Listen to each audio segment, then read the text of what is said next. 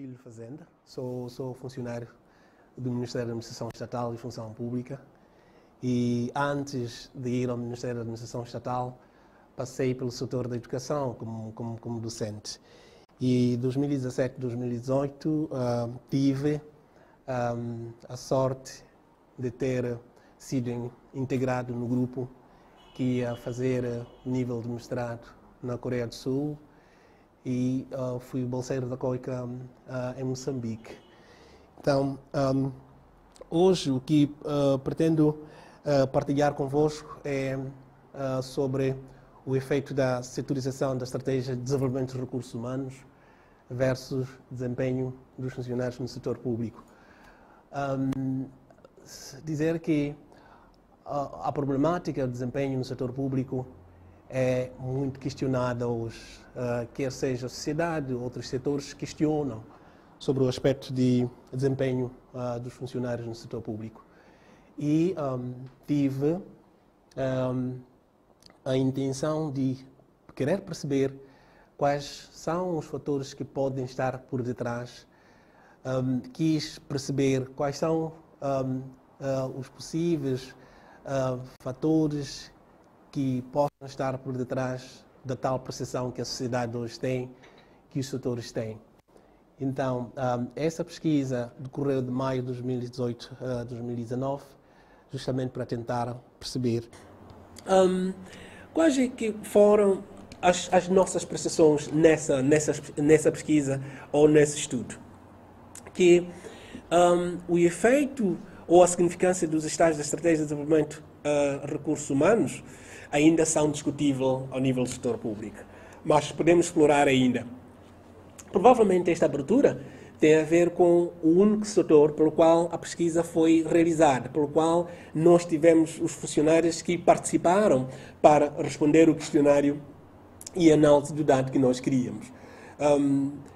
Por isso mesmo que dissemos que é discutível, porque mesmo o grupo que está integrado antes de 2001 ou depois de 2001, parece-me que há uma ainda discussão. Qual é exatamente o fator ou os fatores que sejam tão significativos para esses dois grupos?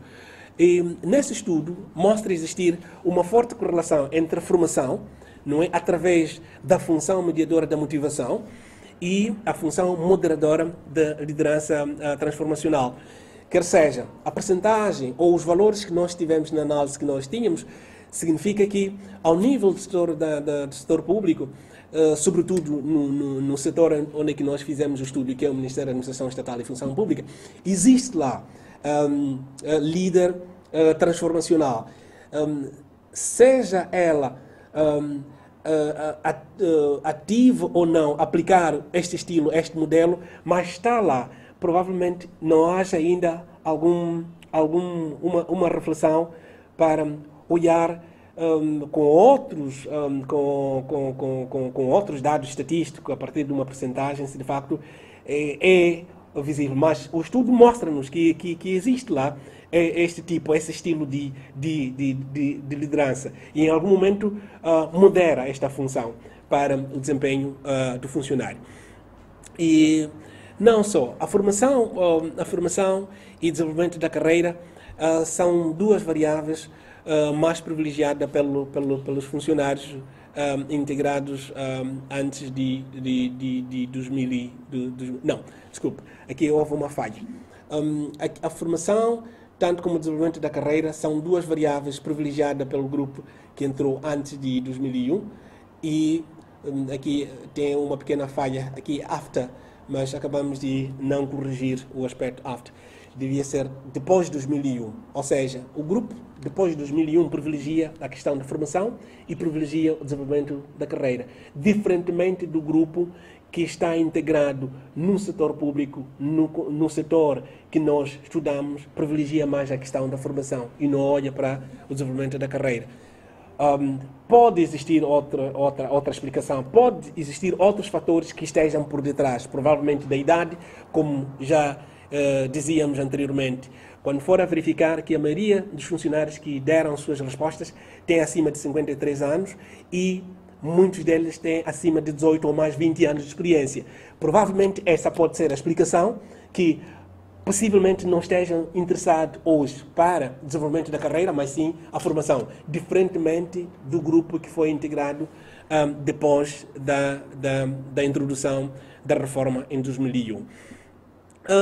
Por outras palavras, nós dissemos que o setor público, ou seja, o setor pelo qual a pesquisa se direcionou, deve se concentrar muito, ou deve dar a sua força na estratégia de gestão e desenvolvimento da carreira. Acho que não é muito visível porque estando este setor a desenvolver, a monitorar ou a implementar esta estratégia de uma forma efetiva, provavelmente possa dar um outro contributo para a questão do desempenho dos funcionários.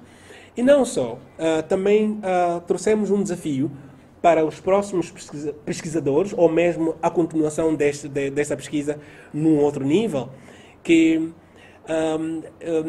este modelo pode ser aplicado para vários setores, ou seja, não apenas num setor onde é que nós fizemos a pesquisa, mas pode ser, por exemplo, proposto para o setor da educação, proposto para o setor do Ministério de Transportes e Comunicação, Obras Públicas e Recursos Hídricos, pode ser proposto para o Ministério das Finanças, pode ser proposto para o Ministério da Agricultura, para verificarmos se os resultados que nós tivemos dentro desse setor são os mesmos. Provavelmente os resultados podem ser diferentes. Daí que chamamos os próximos pesquisadores que podem utilizar o mesmo modelo, mas para diferentes setores. Pode ser um outro setor diferente, ou dois, ou três. Este modelo pode ser substituído. Se não for para utilizar o mesmo modelo para diferentes setores, também pode ser utilizado para os governos locais, ou seja, podemos ir fazer estudo ou uma análise, uma reflexão, uma pesquisa para os governos provinciais, porque a estratégia de desenvolvimento de recursos humanos, como dizíamos anteriormente, ela não vem de hoje, é uma política traçada pelo governo ou pelo Estado desde 2075. Olhou para essa estratégia como sendo um elemento importante, quer seja, os funcionários precisam de ser atualizados, precisam de ser formados, precisam de ser capitalizados. Mas hoje o que está em discussão é as prestações em termos de eficiência ou efetividade do desempenho do funcionário é discutível hoje. Então, acho que se existir mais estudos, mais reflexões, usando este modelo para se estudar, podemos ter resultados diferentes e pode contribuir para um dia fazer a reformulação. Se continuamos ou podemos mudar a forma de gestão e desenvolvimento de recursos humanos. Como se não bastasse, nós tentamos trazer uma sugestão que é, por que não introduzir no setor onde é que nós fizemos o estudo, ou nos outros setores, ou no setor público no geral, se podemos aplicar, por exemplo, um modelo híbrido de coordenação central. O modelo híbrido de coordenação central é um modelo desenvolvido por um pesquisador sul-coreano, mas isto numa análise química ou numa análise biológica, onde que ele verificou que existem alguns elementos que podem atuar de uma forma coordenada se eles fossem concentrados numa única estrutura, numa única plataforma. O que nós estamos a sugerir é que exista, ao nível do setor público, uma torre central. A torre central, qual é que poderia ser, ou qual é que poderá ser a sua função?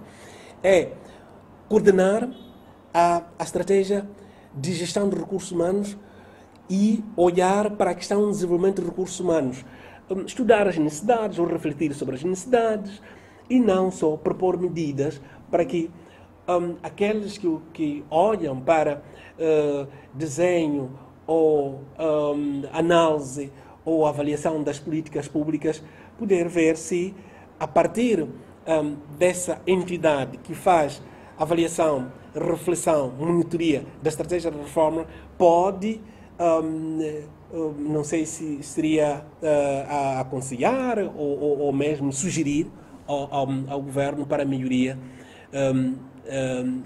da estratégia de desenvolvimento de recursos humanos para trazer resultados que se espera, sobretudo para o desempenho, e este desempenho vai desembocar para aquilo que é a melhoria de prestação de serviços públicos ao nível do setor público. Não devia deixar de partilhar a informação que nós fizemos a partir dos esforços que o governo de Moçambique, tanto o governo da Coreia do Sul fez, em ter que me solucionar para ir à formação e verificar, e não só o financiamento que eu tive a partir da Bolsa de Estudo para realizar esses estudos. Queria desde já agradecer a esses dois governos da Coreia do Sul e o governo de Moçambique, e muito em particular a COICA sediada em Maputo. E pela vossa atenção e o vosso tempo, muito obrigado.